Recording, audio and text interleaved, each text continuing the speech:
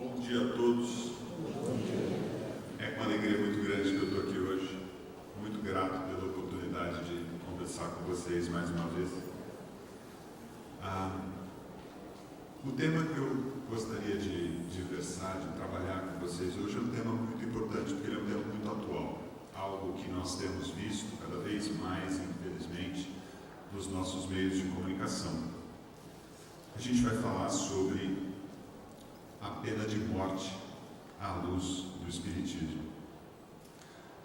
Quero conversar com vocês a respeito do que é essa questão e por que essa questão ela é tão importante para a gente e por que nós temos que raciocinar com muito cuidado, jamais perdendo de vista a nossa doutrina quando a gente pensa a respeito de pena de morte. Vivemos, como todos nós sabemos, um momento de transição. Um momento em que os nossos irmãos menores, os nossos irmãos ainda em processo de aprendizado mais duro, mais brusco, eles estão tendo oportunidade, algumas das últimas, das derradeiras oportunidades, de evoluir no nosso planeta, que está passando por um processo de transição. Vamos dizer assim, nós estamos vivendo uma segunda época para muitos de nós, não vou nem dizer para muitos deles, vou dizer para muitos de nós, porque nós não podemos nos excluir desse grupo. O fato é, esses de nós que ainda somos pequenos, que ainda não aprendemos, que ainda graçamos na ignorância, nós ainda não aprendemos algumas das lições mais básicas de fraternidade, de civilidade, de convívio, de ética, de moral. Nós ainda não aprendemos. Muitos de nós ainda precisamos desse aprendizado. E nessa necessidade de aprendizado que nós temos, nós ainda nos entregamos a comportamentos que não são adequados diante de uma sociedade que precisa dar o próximo passo em direção à sua evolução. E muitos dos componentes dessa sociedade já estão dando esse passo. Não somos, e ainda estamos muito longe de ser, anjos de candura, claro. Mas o fato é, muitos já aprenderam a conviver, muitos já aprenderam a valorizar a vida, muitos já aprenderam a valorizar o próximo, a no mínimo, se não amar, no mínimo tolerar o próximo e entender o direito do próximo.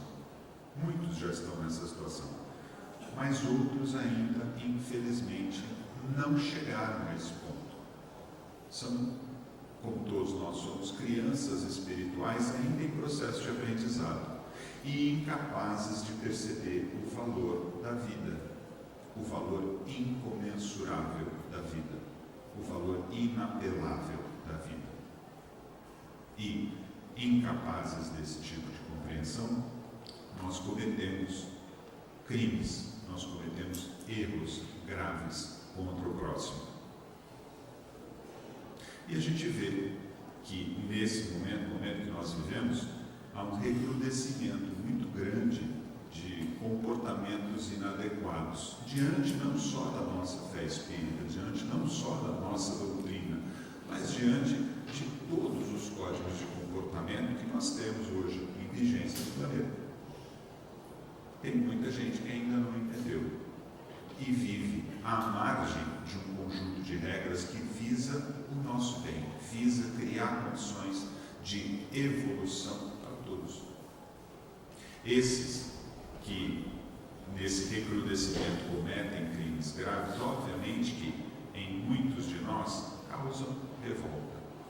Em muitos de nós, os comportamentos desvairados, os comportamentos violentos, os comportamentos inaceitáveis para a nossa sociedade, para os nossos padrões de convívio e para a sociedade que a gente projeta no futuro e pela qual nós, na doutrina espírita, trabalhamos avidamente, a gente olha para esses comportamentos e muitas vezes não só se entristece, não só se compadece, não só busca pensar, puxa, o que eu poderia fazer para ajudar? Nós nos entregamos ao pensamento de isso está errado, isso me enraivece, isso me revolta, isso precisa de uma punição à altura. É claro, nós sabemos, sendo cristãos, sendo espíritas, que nenhum crime jamais fica sem a devida punição. Nós sabemos que nenhum crime jamais fica sem ser corrigido, sem a corrigenda necessária, seja nessa, seja na próxima, seja numa das várias encarnações subsequentes. Sabemos disso, mas mesmo assim, a gente às vezes não se contenta com isso. E é sobre isso que eu quero falar, porque desse descontentamento, dessa revolta, dessa raiva, surge a necessidade de pagar a mesma moeda. Surge a necessidade de pagar o crime com o crime.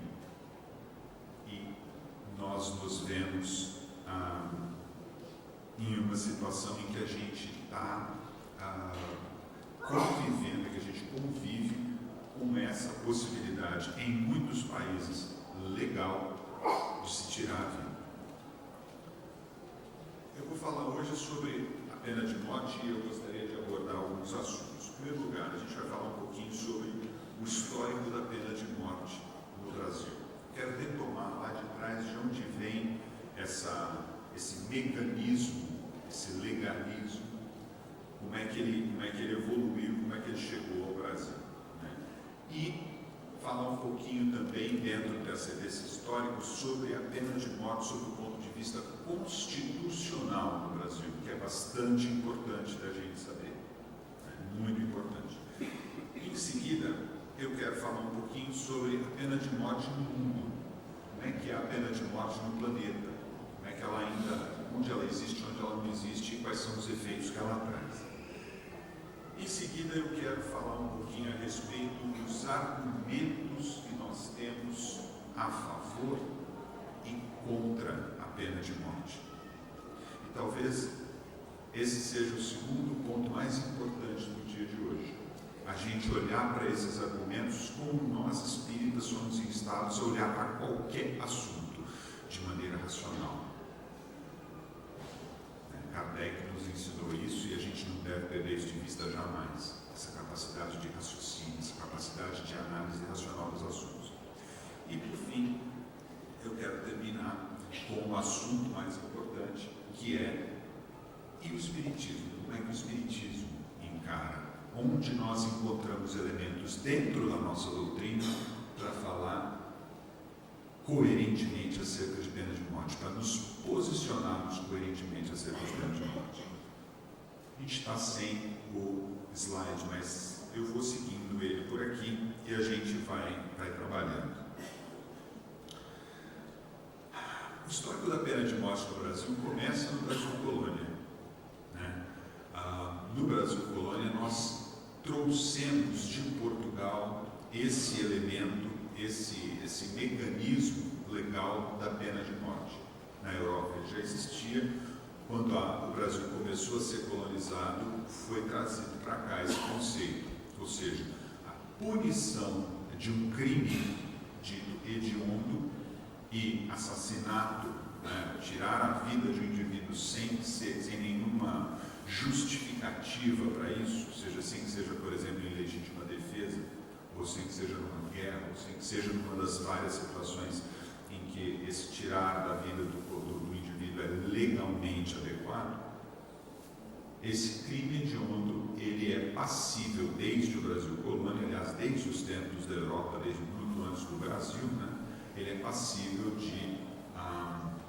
da punição capital, da pena capital. Ou seja, a gente trouxe isso de lá da Europa. Incidentalmente, no Brasil, a pena capital, ela foi, durante o período de Brasil colônia e no período de Brasil império, existe uma etnia que sempre foi muito mais passível de pena de morte do que as outras. Será que dá para imaginar qual? Os escravos. A pena de morte no Brasil, durante o período colonial, durante o período do Império, Ela foi aplicada, sim, aos descendentes de portugueses, aos brasileiros, né? Mas ela foi aplicada ordens de grandeza, a mais ou muito mais situações, aos escravos. O escravo, ele não tinha direito absolutamente nenhum, inclusive de defesa. O escravo, ele tinha, coitado, uma proposta nada bacana, nada justa. Você vai trabalhar, morrer sem ganhar um tostão. Você tem o direito de trabalhar até morrer sem ganhar um tostão. E ai de você, se você não fizer o que a gente manda. Era esse o direito do escravo. E o escravo, numa situação dessa, se vendo tolhido da sua liberdade, do seu país, da sua família, sendo vendido e usado como animal, se alimentando pior do que os animais de criação, vivendo em condições piores ou tão ruins quanto qualquer bicho de criação, sendo abusado da sua capacidade por gente que 2 braços, 2 pernas, 2 mãos, 2 pés, cabeça, 2 orelhas, nariz, igualzinho ali, sendo abusado. O que o escravo fazia? O escravo buscava fugir, o escravo buscava de alguma maneira se defender contra essa ignomínia, contra essa injustiça desse tamanho.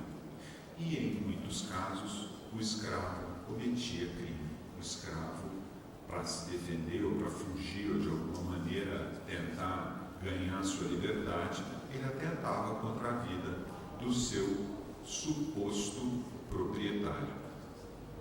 E para o escravo isso fazia muito sentido, afinal de contas, o que ele tinha a perder? Absolutamente nada. Não tinha nada a perder. Ele já não tinha liberdade, já não tinha direito nenhum, ele já não tinha nada em nome dele. O que eu vou perder se eu tirar a vida desse sujeito? Já que ele, esse que se chama meu proprietário, meu dono, meu senhor, já que ele mata qualquer escravo a hora que ele quiser, por que não posso eu matá-lo? E em muitos casos isso acontecia. E os julgamentos dos escravos eram julgamentos sumários. Fulano, escravo, matou o seu dono. Ele vai ser assassinado, ele vai ser morto, vai pagar com a vida. Ponto. Era muito simples, era quase que um ato de cartório. Né? Sancionado, assassinado-se um papel e o escravo era assassinado. Estivemos, algum tempo atrás, em Vassouras, no estado do Rio de Janeiro. Vassouras era um dos centros do Império. Né? Duque de Caxias tinha fazenda em Vassouras e tinha uma quantidade muito grande de nobres brasileiros e portugueses que tinham propriedade em Vassouras. É ali, bem próximo da região serrana. Era uma região onde tinha muita fazenda e muita propriedade na época do Império, na época da colônia, na época do Império. Esses nobres tinham, obviamente, ali nas suas fazendas muitos escravos atendendo a eles. E ali havia, como em Ouro Preto, como em outros grandes centros em que a produção dependia basicamente dos escravos, havia ali um ponto onde os escravos eram levados para serem executados, os escravos criminosos. Tivemos a oportunidade de trabalhar nesse local e auxiliar a instituição de alguns trabalhos em algumas casas espíritas ali, e a gente percebe que existe ainda, para usar o termo que o Divaldo usa, existe uma psicosfera toda especial num local desse, ainda como resultado dos tempos em que esse tipo de atitude era tomada, de haver muita execução de escravos. A execução de escravos no Brasil, ela aconteceu até quase o fim do Império. Mas a execução de homens brancos, ela não teve fim, não houve um fim da lei, mas houve um fim de fato das execuções. E quem proporcionou isso para a gente foi o imperador Dom Pedro II. O imperador Dom Pedro II, por ocasião de um caso que ficou bastante conhecido, o caso de José Pereira de Souza, que foi acusado de vários assassinatos, né?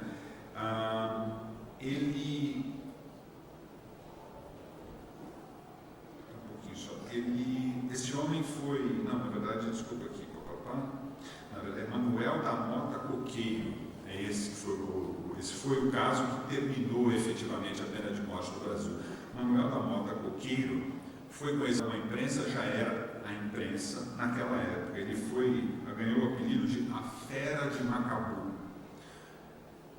Foi acusado de assassinar uma família inteira e foi preso e foi condenado e foi executado. Mas, a posteriori da sua execução, foram encontradas provas de que ele não podia ter cometido aqueles assassinatos. Ele foi executado e ele era inocente. Só que as provas só vieram depois da sua execução. Erramos.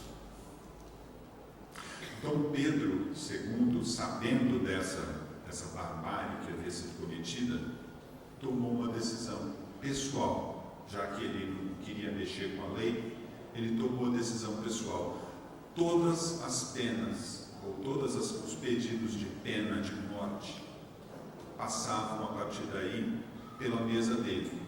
E ele, com o seu poder moderador, como sendo imperador, ele podia fazer o que ele quisesse efetivamente, ele comutava todas as penas, a partir daí, para penas de trabalhos forçados perpétuos. Ou seja, o indivíduo ia ficar preso, ia ter que trabalhar até morrer na prisão, mas ele não ia ter sua vida tirada. Por quê? Porque se por acaso surgisse algum erro, é mais fácil ir lá e tirar o indivíduo da cadeia, restituir-lhe a liberdade, do que simplesmente dizer, erramos. Aí sim, a última execução de que nós temos notícia foi em 1861, de José Pereira de Souza, que foi enforcado na vila de Santa Luzia no dia 30 de outubro de 1861. Ou seja, nós ainda tínhamos aí um longo período de império, mas durante todo esse tempo, de 61 até 1889, qualquer uma das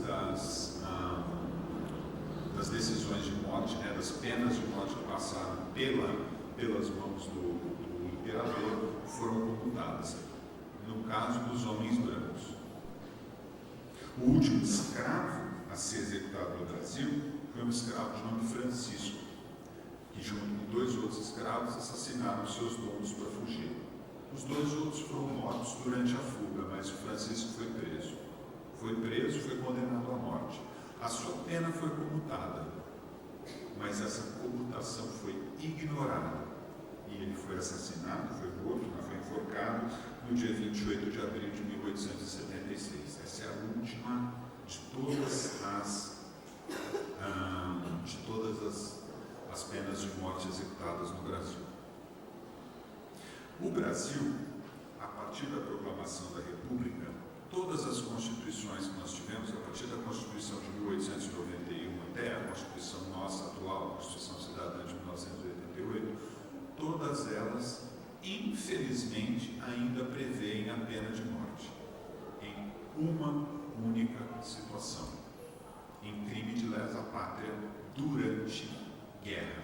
Ou seja, se o Brasil está em estado de guerra e algum dos seus cidadãos atenta contra a nossa nação, ele ainda é passível de pena de morte, é chamado de pena de morte por traição. Mas esse é o único caso em que nós temos pena de morte sancionável em nosso país. E nós não estamos em guerra e não entramos em guerra há muito tempo e efetivamente isso faz com que o Brasil não tenha nenhum caso de pena de morte, nem sequer em andamento, nem em cogitação.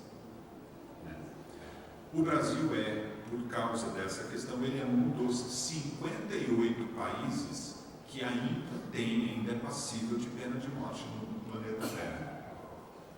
Mas é um dos únicos em que a pena de morte é uma exceção da exceção.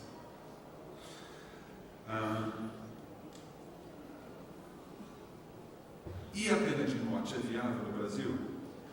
Eu me lembro muito de um repórter chamado Amaral Neto, tinha inclusive um programa de televisão chamado Amaral Neto, o Repórter, que mostrava as maravilhas do Brasil afora, mas que depois que ele se tornou deputado federal, a bandeira que ele levantou foi a bandeira da pena de morte. O interessante ele se tornou deputado federal um pouco antes da promulgação da Constituição de 1988. E aí a gente vê uma defesa da pena de morte para inglês ver. E eu explico por que é para inglês ver. Porque, para nossa sorte, a pena de morte no Brasil, ela não é possível ser instaurada, ela só vai ser instaurada em uma situação. Por que eu digo isso? Porque qualquer tipo de movimentação desse sentido exigiria uma emenda constitucional. Lei ordinária não pode se sobrepor à Constituição. E o artigo 5º da Constituição garante que nós não temos pena de morte. A única situação de exceção é em caso de crime de lesa pátria durante declaração de guerra, durante estado de guerra. Fora essa, todo brasileiro tem direito inalienável à vida. Artigo 5º da Constituição. Está na Constituição? Tá. Dá para uma lei ordinária se sobrepor, contradizer a Constituição? Não. O direito constitucional nos informa que não é possível, que não é permitido, que não tem como. Você, para instaurar a pena de morte, teria que alterar a Constituição. Bom, então vamos, o que o Amaral Neto dizia na época, que ele queria fazer essa alteração constitucional, ele queria fazer provocar essa emenda constitucional, é isso? Também não é possível. Por quê? Porque a cláusula 5, o artigo 5 da Constituição é cláusula pétrea.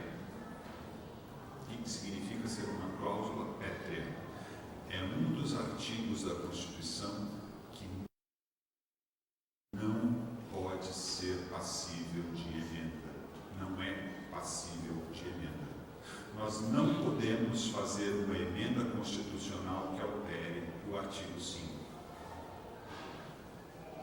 Para instaurar a pena de morte no Brasil, o que é preciso acontecer? É preciso nós revogarmos a Constituição de 1988. E isso dá um trabalho muito maior do que uma emenda constitucional para a nossa sorte. Ou seja, a não ser que a gente tenha uma mudança institucional muito grande no nosso país e não existe nenhum recurso, nem nenhuma possibilidade que a gente consiga enxergar, a Constituição garante que nós não tenhamos pena de morte, nem possamos ter pena de morte. Então, quando alguém diz assim, o que esse Brasil precisa é pena de morte, você pode ficar tranquilo que a movimentação que esse indivíduo, ou que qualquer grupo de indivíduos possa fazer, só vai ter sentido se eles conseguirem mover 2/3 do Congresso para revogar a Constituição. Não é algo que vai acontecer tão cedo. Tinha alguns dados aqui para mostrar para você sobre pena de morte no mundo. Eu tenho dado aqui com os 10 países que são os maiores responsáveis por execuções no planeta. Os dois que puxam a fila e que destoam do quadro mundial são, infelizmente, a China e a Coreia do Norte. Não há dados oficiais acerca da quantidade de execuções por ano que acontecem nesses dois países. Os dois países não divulgam números. Mas entidades assistenciais, Cruz Vermelha, Anistia Internacional e outras que tentam buscar informações, nos dizem ou calculam que as execuções nesses dois países estejam na casa dos milhares de indivíduos todos os anos. Em seguida, o primeiro país que nos informa sobre as suas execuções é o Irã. No ano passado foram 977 execuções naquele país. 977 penas capitais. Depois o Paquistão, com 326, a Arábia Saudita com 158. E aí começa a cair bastante substancialmente Somália com 25, Egito com 22, Estados Unidos teve 20 execuções no ano passado. O único país industrializado que ainda tem a pena de morte, os Estados Unidos. E ele, infelizmente, é um dos 10 mais. Veja, e China, Coreia do Norte, Irã, Paquistão, Arábia Saudita, Somália, Egito, Chad, Iêmen e Estados Unidos da América. É algo que a gente devia parar para pensar. Poxa vida, os países que nós estamos falando aí ou são regimes totalitários, ou são ditaduras, ou de qualquer maneira são países do terceiro mundo. O que os Estados Unidos estão fazendo nessa lista é algo que a gente devia ficar, né, impressionado com isso de qualquer maneira. Mas o fato dos Estados Unidos estarem presentes nessa lista tem alguma coisa de útil por enquanto, que é, os Estados Unidos são um país que prezam muito pelo dado, pela informação, pela tabulação daquilo que acontece, para avaliação posterior. E, apesar dos números serem bastante tristes, os Estados Unidos fornecem para a gente uma visão e uma visão bem objetiva, bem calcada em informações acerca da pena de morte. E é muito útil a gente saber desses números, saber dessa situação, porque a gente pode trabalhar alguns argumentos que são dados a favor e que a gente levanta contra a pena de morte. Quais são os argumentos que se tem a favor da pena de morte hoje em dia? Eu vou listar aqueles que eu considerei mais importantes numa pesquisa que eu fiz. O primeiro deles, e é o que é citado como eticamente, né, do ponto de vista filosófico, aquele que mais justifica, que mais alicerça a pena de morte, é o repúdio ao crime hediondo.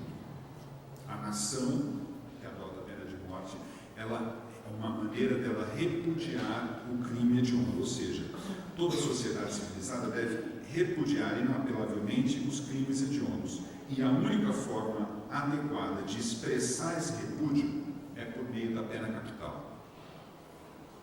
Essa é a justificativa. Eu não aceito crime hediondo. Portanto, eu vou eliminar o crime hediondo, eu vou expressar esse meu repúdio da maneira mais forte que eu tenho, da maneira mais tácita que eu tenho, que é por meio da pena capital. Aí, se a gente para para pensar a respeito, isso que no verniz, na superfície, faz algum sentido, a gente encontra algumas falhas bem gritantes nesse raciocínio. A execução penal é um assassinato contra alguém sem que lhe seja dada a oportunidade de defesa física durante a execução. O executado está lá parado, ele não tem alternativa nenhuma de se defender. Essa execução geralmente é precedida de longos períodos antecipatórios. Por essa razão, pode-se argumentar que a execução penal constitui de fato um crime hediondo. Poxa vida, você tortura um indivíduo durante meses ou anos com a possibilidade de pena de morte. E aí, ele, sabendo que ele vai morrer, sabendo que ele não tem alternativa, se submete ele à morte. Isso em si configura crime hediondo. Como é que você repudia um crime hediondo cometendo um crime hediondo? Não faz o menor sentido. Outro argumento a favor é a retribuição. E aí existe até uma receitinha bem escrita, bem descrita nos argumentos legais. Todo indivíduo culpado merece punição. Legalmente, isso está correto. Legalmente. Somente pessoas culpadas merecem punição. Bom, esse faz sentido até um pouco mais além do que o sentido legal. Pessoas culpadas merecem ser punidas em estrito acordo com a severidade de seus crimes. Verdade. Menino falou uma malcriação para você, você vai cortar a língua do menino. A punição é muito acima do crime que foi cometido. Um crime capital cria a necessidade de uma pena capital. Se eu vou punir o crime de acordo com o que foi cometido, ele tirou a vida, a punição à altura é tirar a vida. Esse é o argumento. O contra-argumento é que tem uma falha bem de início nesse raciocínio. Todo mundo que comete um crime merece ser punido. Todo mundo que comete um crime precisa ser reeducado. Isso é o que a gente aprende, não só dentro do Espiritismo, mas principalmente dentro do Espiritismo. Mas isso é o que a gente aprende em sociedade. A própria maneira com que nós tratamos o nosso preso lá dentro, e deveria ser assim aqui fora também, ele não é preso, ele é um reeducando. Minha cunhada vai na Fundação Casa e ela trabalha com reeducandos, porque a função do Estado não é punir, a função do Estado é reeducar. A função do Estado é corrigir aquele comportamento para que o indivíduo tenha a possibilidade de conviver em sociedade. Ponto. Então a falha ela começa pelo fato de que não tem essa de vamos punir, não, vamos reeducar. Se não estamos reeducando, nós estamos falhando em outro ponto. Mas o sujeito vai para a cadeia e sai mais bandido do que ele era quando ele entrou. Pois é, então nós estamos falhando miseravelmente na nossa função de reeducar. Criar a pena de morte por conta disso é assumir a nossa incompetência, não fazer absolutamente nada para corrigi-lo e botar um band-aid de alguma outra maneira. Não faz sentido. Não faz sentido. Tem que corrigir aquilo que está errado, tem que consertar aquilo que está errado. A pena capital não é retribuição à altura do crime, mas sim a execução de uma vingança contra o criminoso. E a vingança não tem lugar na nossa sociedade civilizada. Eu não quero corrigir ninguém que é a minha obrigação. Eu não estou querendo punir absolutamente ninguém. Eu estou querendo me vingar quando eu quero, quando eu desejo a morte do criminoso. É em vingança. É a vingança que nos move, nesse caso. E é bom que a gente pense muito a respeito disso. A vingança não é retribuição. É um conceito sem qualquer validade moral. Ou seja, se você está falando que a retribuição ela alicerça a pena de morte, vingança não é retribuição. Em caso de erro judicial, a chamada retribuição deixa de ser justo e passa a ser um crime puro e simples. Quando atrelada aos referidos longos períodos de sofrimento antecipatório, adiciona tortura à barbaridade desse crime. Ou seja, tá bom, tenho que retribuir, vou lá e tiro a vida. Aí eu descubro que houve um erro judicial, como já aconteceu há centenas, aos milhares, no mundo afora, mas ao longo da história. Que retribuição você deu nessa situação?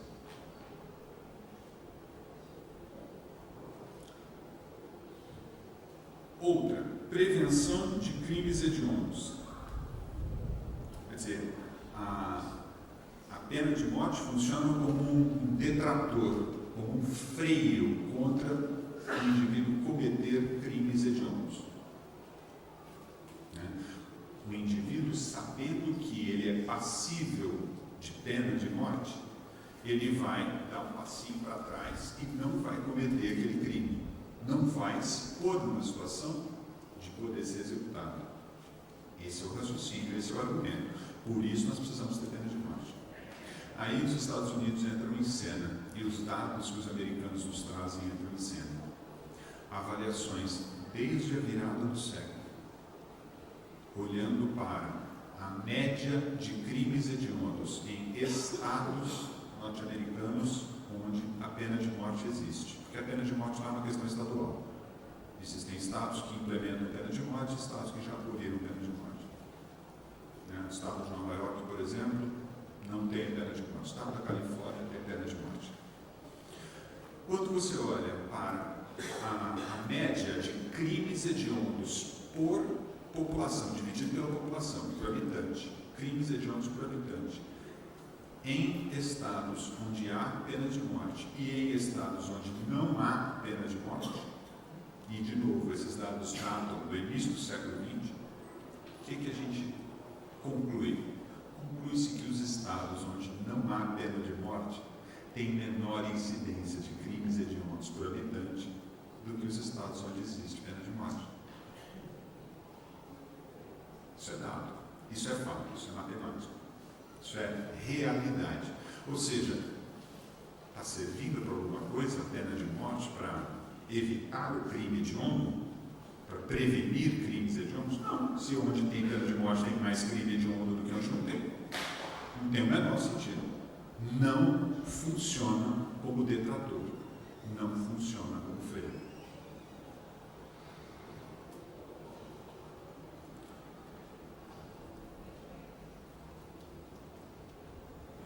Prevenção de reincidência e evitar que o indivíduo seja reincidente.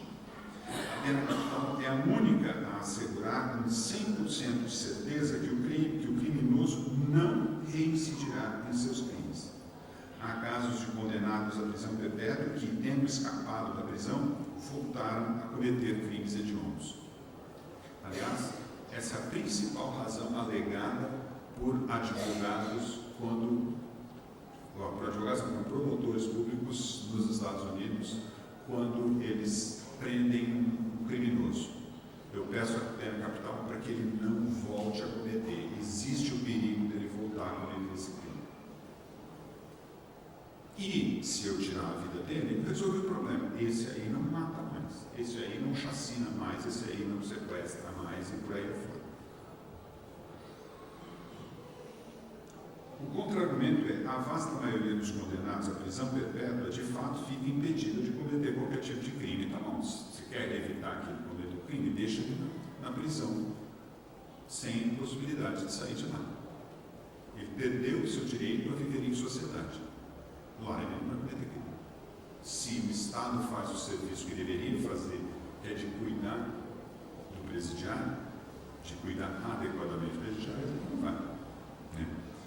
E casos, tem outro argumento, que é o seguinte: tá bom, ele pode fugir e cometer um crime. Pega a quantidade de situações em que isso acontece. O condenado à prisão perpétua pelo crime hediondo fugiu e cometeu outro crime. Você vai ter um número X. Pega a quantidade de erros judiciais em que pessoas inocentes foram assassinadas pela pena de morte. É ordens de grandeza maior. O perigo de se cometer uma injustiça é muito, muito, muito maior do que o perigo da reincidência.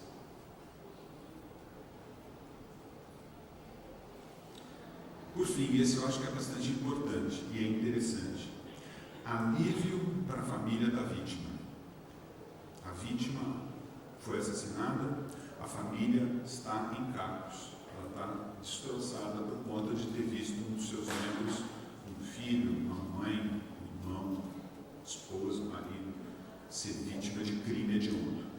A família está destroçada. Aí ela vê o criminoso preso. Poxa vida, ele tirou a vida da minha esposa e ele continua vivo? Como é que pode? Não devia, está errado. O argumento a favor da pena de morte nesse caso é: a única maneira de trazer conforto para as famílias das vítimas é tirando a vida do criminoso.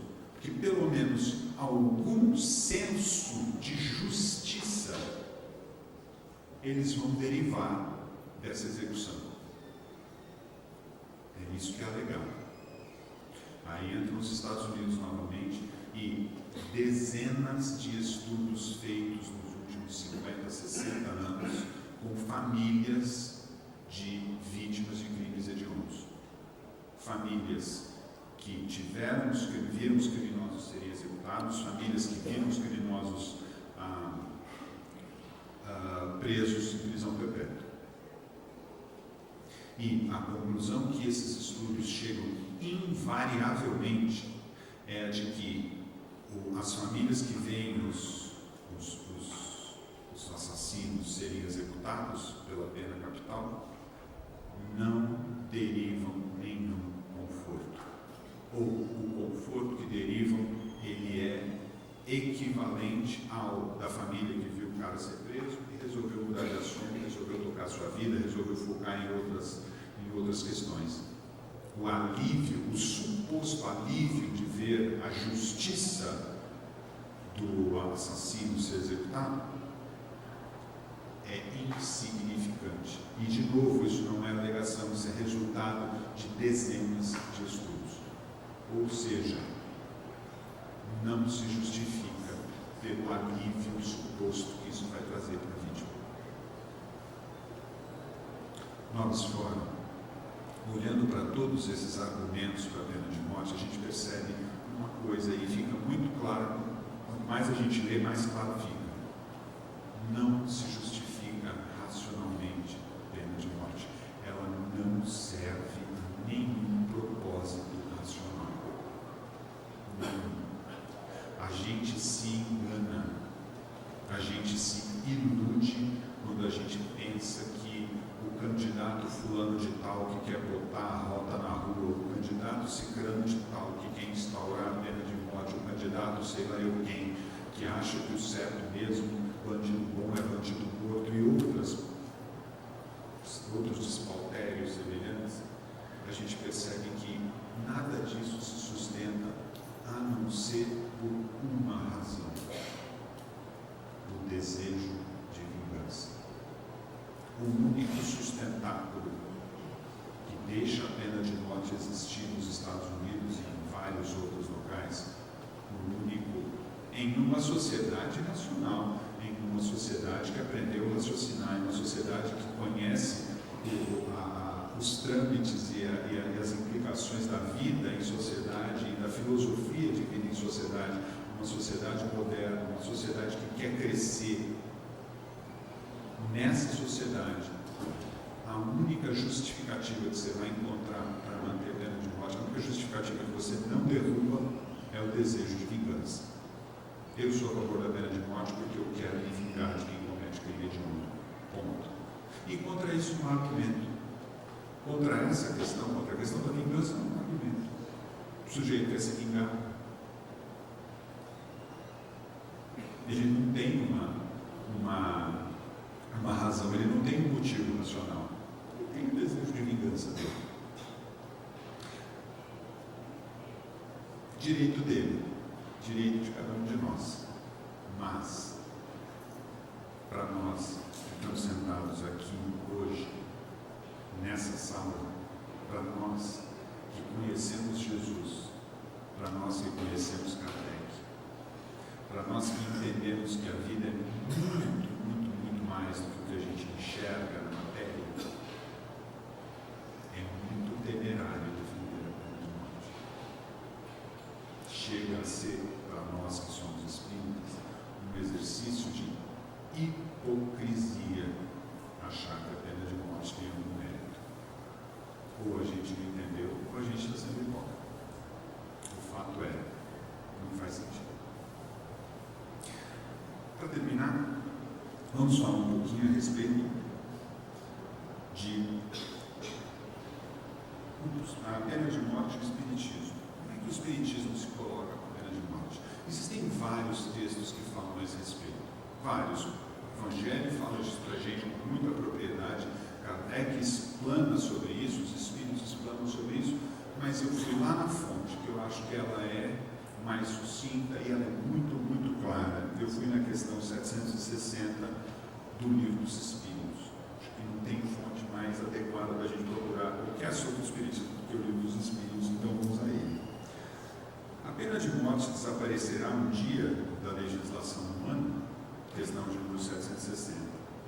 Ao que respondem os Espíritos, a pena de morte desaparecerá incontestavelmente, e sua supressão assinalará um progresso da humanidade. Quando os homens forem mais esclarecidos, a pena de morte será completamente abolida da terra. Os homens não terão mais necessidade de ser julgados pelos homens. Falam de uma época que ainda está muito longe de vós. Então, a espiritualidade é muito tácita em dizer para a gente: não há como justificarmos a pena de morte em uma sociedade que pretende evoluir. A pena de morte, assim como um duelo, assim como qualquer tipo de outra violência sancionada pelo Estado, vão desaparecer. não tem lugar em uma sociedade que pretende ser evoluída. Não tem. E o próprio Jesus foi quem disse para a gente: amai o vosso inimigo, perdoai os vossos inimigos. Jesus deu a vida antes de cometer qualquer tipo de violência. Jesus nos ensinou a amar e buscou não só ensinar, mas vivenciar o amor numa época em que contra ele só se voltava indiferença e violência.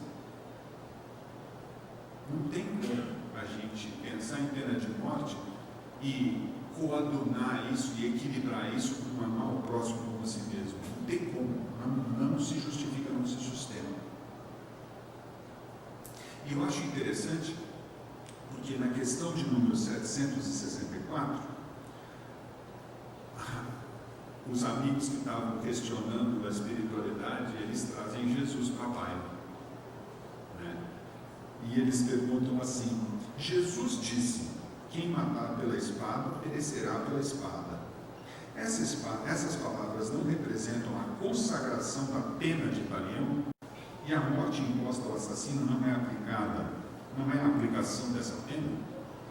Você imagina os espíritos recebendo uma pergunta dessa? Eu fico pensando na paciência enorme que eles devem ter tido com a gente durante a construção do Livro dos Espíritos. E de vez em quando a gente percebe que eles precisam de paciência pela resposta. Por quê? Porque o que está sendo perguntado é: Jesus não falou que quem matar pela espada vai perecer pela espada? Isso não é a consagração da pena de talião?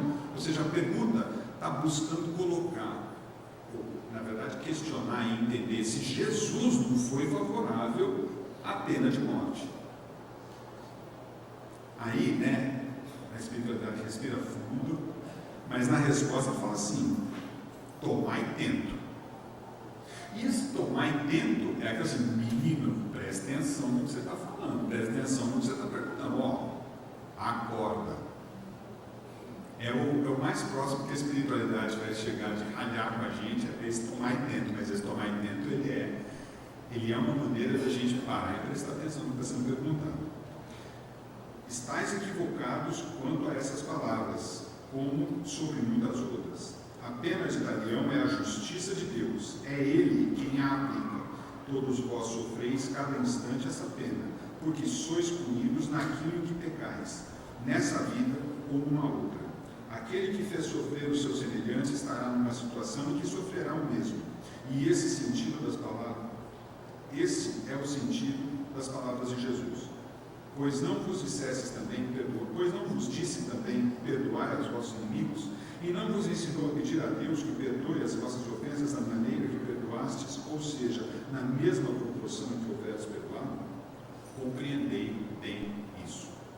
Ou seja, quando Jesus está dizendo que quem mata pela espada perecerá pela espada, ele não está sancionando a lei de talião, ele está ditando para a gente uma lei que nós espíritas conhecemos de muito tempo, que para todo efeito tem causa, para toda ação tem uma reação, e essa reação não deve vir da gente, que o plano divino não falha, que não fica nenhum ato incorreto sem a oportunidade da corrigenda e do aprendizado, e isso não depende da gente. O que Jesus está dizendo é: deixa estar, jacaré, porque o Pai Maior sabe que a hora dele há de chegar, mas é o Pai Maior quem determina isso, não a gente. Nós não podemos nos arvorar em vingadores, é isso que Jesus está dizendo, porque o plano divino já prevê esse mecanismo e o plano divino não falha. Tentar justificar a pena de morte por essas palavras de Jesus é dar uma demonstração claríssima de que a gente não entendeu o que Jesus disse. E os espíritos, eles são bem benevolentes para com a gente em explicar com clareza o que significam estas palavras. Era mais ou menos isso. que eu tinha para dizer para vocês a respeito apenas de um modo de luz do Espiritismo. Eu espero que o assunto que é tão presente nos nossos dias de hoje, tão presente nos nossos meios de comunicação, que vocês se sintam estimulados em entender um pouquinho mais esse assunto também sobre a luz do Espiritismo.